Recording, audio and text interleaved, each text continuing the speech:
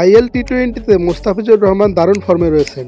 মুস্তাফিজ যেন সব কন্ডিশনের সেরা বোলার। মুস্তাফিজ যখন ভালো বোলিং করে সবাই বলে মুস্তাফিজুর রহমান শুধু মিরপুরের উইকেটে ভালো বোলিং করতে পারেন, কিন্তু যে বল করতে পারে সে সব জায়গায় করতে পারে। তার প্রমাণ রেখেছে দুবাই ক্যাপিটালসের হয়ে আইএল টি-20 খেলতেছে মুস্তাফিজ। সেইখানে একটা স্পিডিং উইকেটেও মুস্তাফিজের এই দুর্দান্ত বোলিং। মাত্র 2টি ম্যাচ খেলেছেন, 7 ওভারে 42টি বল করেছেন। এই 42 বলের মধ্যে 24টি বল ডট করে 4টি উইকেট নিয়েছেন। ভাবা যায় 42 বলে 24টি বল ডট করেছেন তিনি। অলরেডি আইএল টি-20-র উইকেট লিস্টের 5ম নম্বরে উঠে এসেছে মুস্তাফিজুর রহমান। এই বছরটা যেন মুস্তাফিজুর রহমান টি-20 ক্রিকেটে পুরো দাপিয়ে বেড়াচ্ছেন।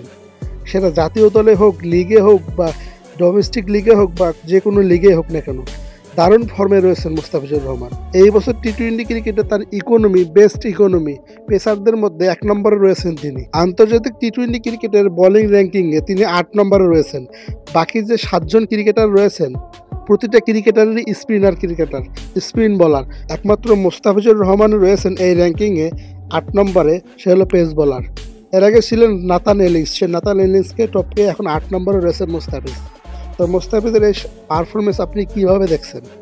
মুস্তাফিজ সব কন্ডিশনেই সেরা বলার, শুধু মিরপুর নয়। আপনাদের মন্তব্যকে ভুল প্রমাণ করেছেন মুস্তাফিজ সব কন্ডিশনে সেরা বলার। তো মুস্তাফিজ জানাচ্ছেন তিনি গতি দিয়ে বল করেন না, তার মাথায় একটা গতি, সে মাথা দিয়ে বল করেন। বলারের গতি থাকলে বল ভালো হয় না। মুস্তাফিজের মতো এরকম স্লো কাটার ডেথ বলার, তাকে কাটার মাস্টার এমনিই বলা হয়। সাম্প্রতিক সময়ে আইএল টি-20তে একটা ম্যাচে মুস্তাফিজুর রহমানকে নিয়ে এক ধারাভাষ্যকার বলেছে, মুস্তাফিজুর রহমানের বোলিং যদি আপনি বাসায় প্র্যাকটিস করেন আপনার হাতের কবজি খুলে যেতে পারে।